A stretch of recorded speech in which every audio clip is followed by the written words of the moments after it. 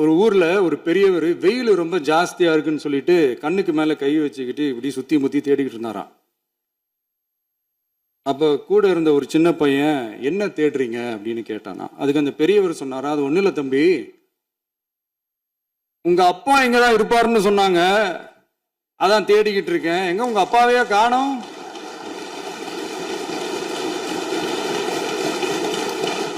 இல்ல அந்த எங்களுக்கும் நக்கலா நையாண்டியா சம்பந்தம் இல்லாத குட்டி கதை இதெல்லாம் எங்களுக்கும் பேச தெரியும்.